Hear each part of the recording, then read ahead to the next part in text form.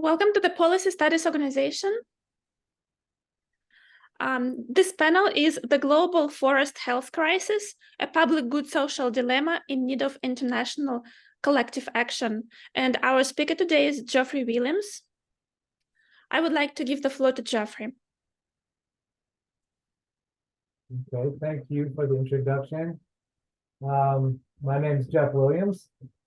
I'm really excited about the opportunity to present this work, which was a collaborative effort among a number of different people. But before I get started, I just want to emphasize that the views that I will be presenting on today do not reflect those of the U.S. government, and I'm speaking in my capacity as a member of the scientific community. And so I've included the American Phytopathological Society and the Society of American Foresters here. And this was a collaborative effort among an interdisciplinary team of forest health experts, social scientists, and political scientists from government, but also academic and nonprofit sectors. So it's a very collaborative, interdisciplinary, and also international team that put this together. And today I'll start by defining what is the forest health crisis and why it needs collective action. And then I'll go a little bit into how we can make incremental progress towards shifting the paradigm to a more resilient, stable state through the policy cycle. So this probably goes without saying. As you know, forests are incredibly important components of our Earth. They include 30% of global land area and account for 45% of terrestrial carbon stocks. Up to 300 to 400 gigatons of live biomass. But there's also a number of other benefits to forests that we refer to as ecosystem services, for lack of a better term. These include things like biodiversity, cultural heritage, but also regulating processes like nutrient water cycling, soil retention, as well as carbon sequestration and renewable energy and raw materials. And this is just to name a few of the benefits of forests that don't accrue in a market context. So with that kind of concept of the multidimensionality of values of forests, what's a pest? So we'll be talking about insects and pathogens that attack and kill trees in forests. And these can be economically problematic. This is a native beetle to the southern United States called the southern pine beetle that causes, it has historically caused millions of dollars of losses to the timber industry that affects small and large scale landowners. But pests also help regulate and maintain biodiversity on the landscape, as seen here with this root rot of Western hemlock that allows other species of trees to persist on the landscape in these post-fire forests. And also pests can threaten conservation of rare or highly valued species. And there's also impacts on culture and human health that I won't go into, but pests can have all these different types of impacts. What is an invasive pest then? What's an invasive forest herbivore or pathogen? So these are pests that are exotic and have negative impacts. And to give you an idea of the magnitude of the problem, here in the United States, we have hundreds of invasive forest insects and pathogens that have been introduced over the last 100 or 200 years. And they currently threaten 2/3 of our forest land, 41% of our standing biomass, and release 12.5 megatons of carbon per year, which is on par with what's released by fire historically.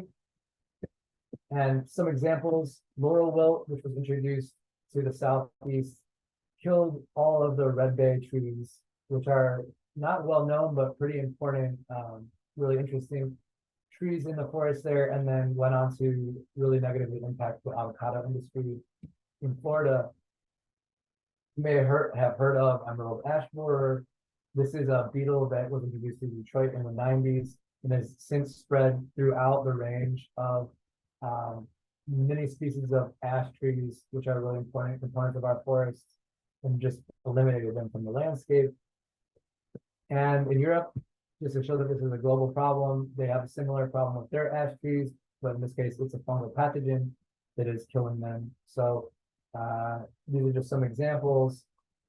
I mentioned laurel wilt, which was imported to North America from Asia, but we also export pathogens from the Americas. A good example of this is pine wilt disease, which was imported from North America to Japan almost 100 years ago, and has become their single most problematic forest health issue in their native pine forests in Japan, China, and Korea, and has since spread more recently to Europe, where it's causing quite a bit of alarm. Similar story with myrtle rust, which attacks and kills many species, actually hundreds of species of trees in Australasia. And this is a pathogen that's native to South America. And the root cause of these invasions is global trade. So pathogens and pests can move around on live plants, trade in live plants, but also in packaging materials, such as dunnage and pallets, as well as the structures of ships and shipping containers. People also move them around through international travel. Soil-borne pathogens that can kill trees are moved by hikers, especially if you're not cleaning your boots, things like that. Just like seeds can attach to your clothing.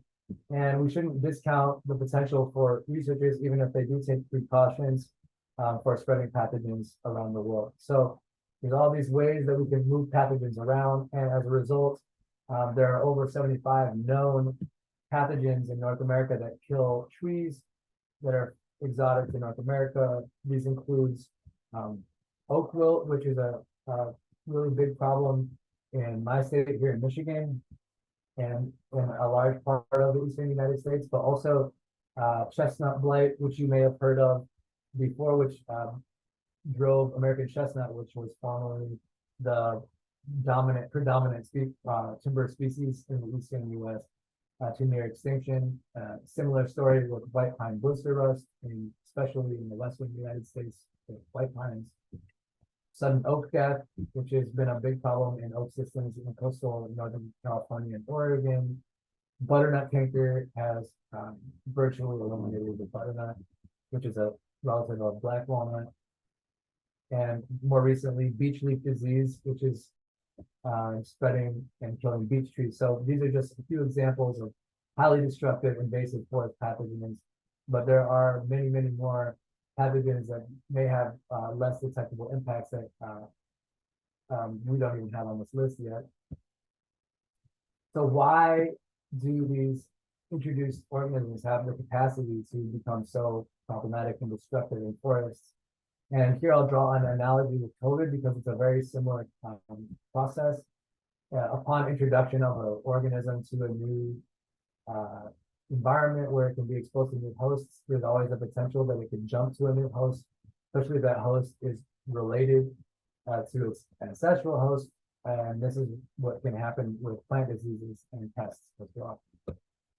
And because historically pests and pathogens have co-evolved in isolation with these dispersal barriers like oceans, mountains, and deserts, but now we've moved plants around, and I'm using pines as an example here, which are not native to the southern hemisphere, but are now found throughout the southern hemisphere, as well as climate change. You really have this like perfect storm that allows for the emergence of new and destructive pests and diseases in forests. And the result is that there are numerous keystone forest species around the world that are threatened by invasive pathogens that have become established, including oaks, chestnuts, ashes, beeches, cedars, cypresses, laurels, myrtles, plane trees, pines, firs, spruce, kauri trees, which I'll talk about, and many more. So even species that you've never heard of before that are really important in other parts of the world. And this problem is interconnected with other global grand challenges like climate change, landscape degradation, war, and human rights. So it's really it's embedded in the fabric of all the problems we have, and it's really it's a wicked problem. And the impacts go beyond just killing trees. They do have social impacts as well. And so some examples of social and cultural impacts include emerald ash borer, which has removed ash trees, as I mentioned before, from the landscape, but also is resulting in the elimination of this really important material for basket weaving, which is a folkways practice in the eastern United States, indigenous populations, as well as white pine blister rust. White pines were really important components of canoe building in the Northwest, and they really lost that resource with the introduction of this pathogen. Similar story in Hawaii, where Okio flowers are really important parts of traditions there. And rapid ohia death, fungus that's become invasive in Hawaii, has threatened those flowers. And even American chestnut, has been argued that the loss of this really important supplemental source of food and income for farmers in Appalachia has directly contributed to intergenerational poverty in the region. Also in East Asia, matsutake mushrooms are very important components of their cultural food traditions. And because these are symbiotic with pine trees, which have been decimated by pine wilt disease introduced in North America, these resources are also threatened. And kauri trees, which are long-lived trees, kind of similar to what we think of as redwoods here in New Zealand, which are being killed by an introduced invasive soil-borne disease. So there are direct impacts on human communities. And we have all kinds of new technology for breeding resistant trees and for detecting things with remote sensing and AI technologies for predicting impacts. But the problem is social and political in nature, and no amount of science will solve it. And the reason for this is because there's a huge trade-off over the course of the invasion process. There are organisms that are unknown or very poorly known in other places, and we know so little about them that there's very little we can do to prevent them from being introduced. Likewise, by the time they do become visible, they're already established and spreading and killing trees and very difficult to control. And so there's this trade-off between cost effectiveness and uncertainty that you have to navigate. And even when we do detect things early on, there are consistent delays of action due to conflicts of interest. And so this reactive paradigm really prevents us from being able to have a meaningful impact in our policies on invasive pathogens and pests. To give you some, in the case of laurel wilt, you had a tree species that was being decimated for many years, several years, and scientists warned that the avocado industry was at risk as well. But it wasn't until avocado trees started dying and the problem became really insurmountable in avocado production that any action was taken to do something about it, and it was too late. So that's why I have this comic that says, remember those people who reduced budget for science and R&D, they want to talk to us. And this little too late paradigm is really an example of this reactive paradigm that we're up against. Similar story for myrtle rust in Australia. Eucalyptus is a really important component of forest systems in Australia, and many related species are also susceptible to this disease. Meanwhile, eucalyptus was being cultivated really broadly in South America, and there was concern that the introduction of a pathogen could be problematic for Australian forests. Well, it was. And even after initial introductions, they continued to import eucalyptus. And so this response was not congruent with ecological risk. And as a result, there are hundreds of species threatened with extinction. And the response has been to transform the biosecurity apparatus, which is great. But is this what it has to take? Does Australia have to lose so much of its biodiversity just to make a change in policy? And so this is actually really, it's a social dilemma, because the benefits of forests are universal, but pests are also universal. They're like universal public bads. And the cost to protect forests from them are unevenly distributed among the people who benefit from forests, which is everyone. And we also have international trade agreements that are intended to, and with good reason, to promote open and free trade, but as part of that, they restrict nations' abilities to implement biosecurity to protect their natural resources. And as a result of that, there's very little incentive for moving to a more precautionary biosecurity stance, especially with regards to trade partners. And because there's no incentive to make that unilateral shift, we're stuck in this like suboptimal strategy of unsustainable cost to the environment. And if we were able to collectively move to a strengthened biosecurity state, then we could reduce risk to the environment and society. And one of the solutions to a dilemma like this is collective action. Coined by Emil Ostrom, this framework includes agreement on a shared goal and trust and cooperation, even coordination to get there. And that can take supporting weakest link actors by pooling resources to support biosecurity and science, research and development abroad, which can help also protect our forests, as well as being able to locally adapt rules as well as policy to the various political and social landscapes where around the world. And of course, accountability, which is complicated because there's an incentive not to disclose relevant information to a trade partner, for example, on a test to protect industries and trade supply chains and things like that. So we really need to move to a point where we can think global and act local to get ahead of this problem. And some of the ways we can move towards something that looks like that is by navigating this policy cycle where you set an agenda, but then you have to adapt that agenda in the process of formulating and implementing policy to the realities of the institutional frameworks that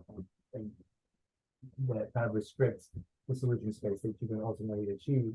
So our agenda is to take a more proactive stance and strengthen international biosecurity, but also to provide sustained funding to research and R&D to be able to develop resistant plants, to develop pest control tactics that work in a variety of different contexts and can be integrated with one another, and to be able to assess risk beyond a market context. So then, when we take this agenda and formulate policy, we have to navigate these conflicts of interest that I referred to, and also this perception of intractability that these invasions are inevitable and there's nothing that we can do about them. And one of the things that makes that difficult is that we're stuck with this lexicon of militaristic language, protection of fighting invasive species, and if we could move past that and have more success with engagement on this topic, we can improve perceptions of self-efficacy and start to make progress towards a society where we see this as a problem that we can actually get ahead of. So in terms of integrating forest health management, you kind of have this foundation of improving the resilience of forests in society, and on top of that, the ability to prevent introductions and monitor for them, as well as improving the resistance of forests and other management tactics like containment, eradication, and biological and chemical control. All of these tactics need to be integrated into a broad framework with stakeholder buy-in at every stage of the process. To give you some examples of some opportunities for engagement, there's been a lot of success with American chestnut. We now have a transgenic resistant American chestnut that will become available to the public. And so who has the first chances of access to this improved chestnut that we can reintroduce to the landscape is a really important question. But in the long term, we need to continue to build and improve the capacity to have these breeding and improvement programs and incorporate them with sentinel monitoring programs, which I'll talk about in a second. In terms of reducing the rate of spread and introduction, one of the late co-authors of this paper advocated for tree smart trade, which includes switching packaging material away from wood products, minimizing outbreaks through more investment in monitoring programs, and augmenting international trade agreements to accommodate biosecurity to protect natural resources, as well as restricting trade in plants that are related to our native species and tightening enforcement on shipments that have pests in them. In terms of monitoring, we can actually learn about pests and pathogens that we have on exotic trees to protect natural resources of our trade partners. So we could be monitoring Araucaria trees in urban forests for disease before they're introduced to the native populations of Araucaria, for example, in South America. And in return, they may monitor ponderosa pine in their plantations so that we don't get disease in our ponderosa pine here in the native range. And we can use technology to do that, but we can also integrate these efforts internationally. There are international Sentinel programs throughout the world that can be connected and integrated together. In the long term, we could even have something like the CDC, the Forest Health, that establishes programs and monitoring and guidelines. And that will get us, move us towards a more resilient state socially, but we can also improve our resilience in our forest management practices by promoting diversity on the landscape. This allows for the capacity for forests to bounce back from the removal or negative effects of invasive species, whether that's having other species there that can take their place, or creating an environment that is less prone to being invaded by pathogens that have been introduced from other parts of the world. And in the short term, we can accomplish this through forest management, active management of forests to achieve that resilient state that we want, and improving the capacity of forests for adaptation to climate change.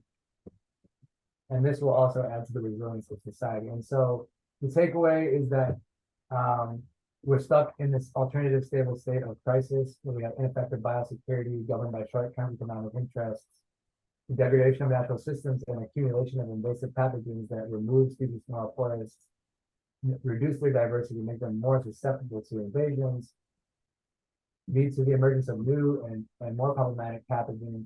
And we're always reacting to each new problem. It promotes a sense of of helplessness and distrust that keeps us in this stable state. And so move to a resilient state means to advocate for proactive policy, improve biosecurity, work towards greater institutional frameworks and capacities for pest management, for monitoring, valuing non-market forest services and risk assessment, and doing all of this in a collective way. So in summary, it's a wicked problem, it's an international problem, we need collective action. There are short and long-term actions we can take to move towards that, and that it will necessarily include empowerment and engagement, integrating into advocacy for climate change, for human rights, and accounting for all of these diverse values that people and society get from forests outside of economics, outside of carbon, and changing the norms of what we think is possible. And so with that, I'd just like to acknowledge the co-authors that worked hard on this paper with me. And if you have any questions or want to contact me, here's my email address and my website. Thank you again for this opportunity. Thank you, Geoffrey. That was super interesting. I loved it. I would like to give an opportunity to the audience in the room to ask questions, and also if the audience, if our online audience has any questions, please type them in the chat or Q&A so that we can address them. Thank you. Is there anyone there? Yes, we have, the room has joined, so we have live audience. I hope. I see a room, but I don't see like anyone there. But there's 8 participants. I guess there are some attendant virtual attendants. Oh, there's some. I do have one. Having grown up seeing the devastation of the chestnut tree blight and watching this decades it took the forests to recover, I'm very interested in this new tree, and I'm wondering, the one that's resilient, I'm wondering how soon someone with some forest land could conceivably be able to get these trees to help with this process. And I'm also interested in knowing if there are other efforts that those of us who have a little forest land should be participating in. I'm in particular in Virginia, but maybe you can comment on how individuals can help with the damage restoration. Absolutely. So, in terms of access to the American chestnut, the Darlington chestnut, I haven't worked directly on that, but I do know that the American Chestnut Foundation and the SUNY ESF have been spearheading that, and I think very shortly here, it's gotten through the public comment process, and it will be approved for release. And so it'll be really important to make sure that we can make that available to people in a way where no one's getting left behind as an afterthought. And so the way that we roll this out, the way this is rolled out, I shouldn't say we because I'm not directly involved in it. It will be really important kind of opportunity for engaging with the public, as well as engaging with the public on this example of actually using biotechnology to bring back a native tree species. And as far as getting involved, I mean, there's other ways to get involved. I think one way is to get involved with your local public gardens, because there are more efforts now to use those public gardens and also urban forest systems for monitoring for invasive pests. And just if you're interested in learning more, you can link to my website here, and there's some links on there that you can explore. Thank you, Geoffrey. Are there any more questions from the audience in the room or our online audience? In the absence of anyone else, GMO has got such a bad, in my opinion, not necessarily deserved name. How is that negative public perception impacting the work to bring back these species of trees that have been devastated by disease and insects? That's a great question, and I'm really looking forward to the opportunity to discuss that more with you. If you wouldn't mind, you haven't shared your name with me, but just reach out on my email. Yeah, we see it as an opportunity to engage on biotechnology in general, and you're right. There's been a lot of negative perceptions of GMOs, mostly driven, I think, by the context in which they've been used up to date, which has been in big ag, which, I'm not going to make any statements on that because I think there's a lot of poor understanding actually of how they've transformed agriculture. But yeah, GMOs get a bad rap, and we just want to make the point that this is just a technology. It's not fundamentally bad, and it can be used in good and powerful ways. And in the case of chestnut, there's been so much research done on anything that you could possibly think of, from how the soil microbial communities have changed, how chestnut leaves break down in streams, and whether that has any impacts on amphibians. I mean, like anything that you could possibly think of. And actually in that process, they've been engaging with, trying to do their best to engage with it, local indigenous communities and local communities on all that process. And so it's a really good example of engagement. And another major loss, in addition to Gary Lovett, who I mentioned earlier, is Bill Powell at ESF, who spent 30 years developing this chestnut and recently passed away. He was very passionate about engaging with the public, and very passionate about making sure that they felt like stakeholders felt like they had a stake in all the testing that has been done in the public comment period that they've gone through with this. So it's a major development. And there are other examples of traditional breeding that have been successful. There's early successes even with ash and resistance to emerald ash borer.